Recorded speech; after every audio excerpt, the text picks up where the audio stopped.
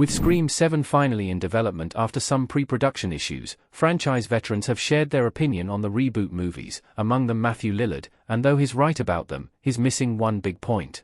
Although Scream 4 gave Sidney Prescott, Neve Campbell, Gale Weathers, Courtney Cox, and Dewey Riley, David Arquette, a proper ending in 2011, the franchise came back to life in 2022 thanks to the trend of reboots and legacy sequels. Scream 2022 brought together the original trio of survivors and a new generation of characters, led by Sam, Melissa Barrera, and Tara Carpenter, Jenna Ortega. The plan was for Scream 2022 to be the start of a new trilogy with Sam and Tara as the new final girls accompanied by some legacy characters. However, Campbell didn't return for Scream 6 due to salary disputes, and Scream 7 won't have Barrera and Ortega back, as Barrera was fired and Ortega dropped out due to scheduling conflicts. Scream 7 will now have Campbell back, leading other franchise veterans to share their thoughts on the new movies. Among them is Matthew Lillard, and though he's right about Scream 6, he's missing the most important point of the franchise. Matthew Lillard found Scream 6 to be too violent, but that's the point. Scream 6 had to make things differently. Ghostface with a bloody mask in Scream 6. Speaking to Games Radar Plus in November 2024, Matthew Lillard was asked about his thoughts on the Scream franchise and its reboot movies. Lillard shared that he thinks the franchise is in a good place and loved what directors Tyler Gillett and Matt Bettinelli-Olpin did with the new movies, saying they were taking a really exciting way. However, Lillard found Scream 6 to be too violent and feels the new movies are trying to repeat what he and the rest of the original cast did in the first Scream movie in many ways.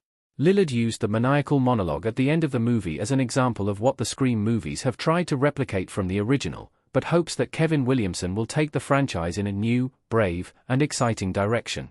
Lillard is right that Scream 6 went for a more violent Ghostface murder spree, but that's also part of what makes the franchise what it is.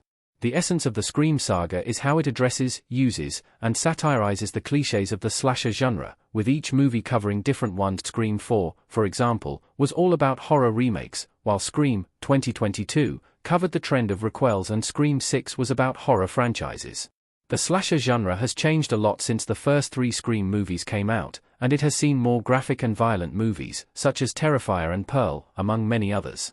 It makes sense, then, that Scream 6 was more violent, as it fits with the modern cliches of the genre that the franchise has to address, as it has always done. Scream 7's director doesn't guarantee the reboot trilogy will be saved. Scream 7 has the franchise's creator as director. Scream 4 ending Sidney lying on the hospital floor.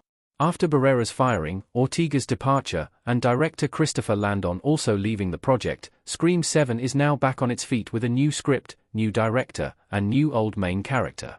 Scream 7 is being directed by franchise creator Kevin Williamson, who also wrote the first 2 Scream movies and Scream 4.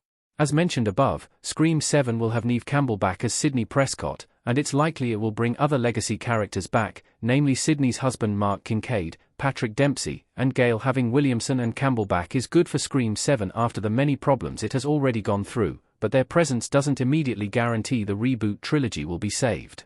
The biggest criticism the Scream reboot movies have received, which fits with Lillard's words, is that they have recycled the stories of the first movies in the franchise.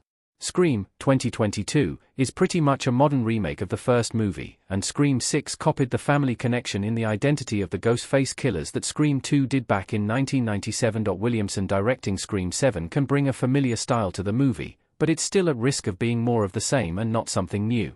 At this point, Scream 7 is expected to take inspiration from Scream 3 and have a big twist reveal in the identity of the new Ghostface killers, which, if it ends up happening, would be a disappointing ending to the franchise. Scream 7 still has to avoid the nostalgia trap.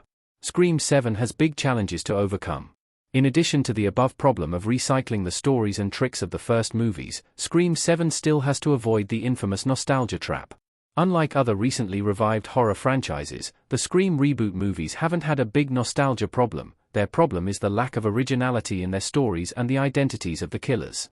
However, Scream 7 is at a bigger risk of falling into the nostalgia trap with Williamson and Campbell back, and even more so if Gale and Kincaid also return.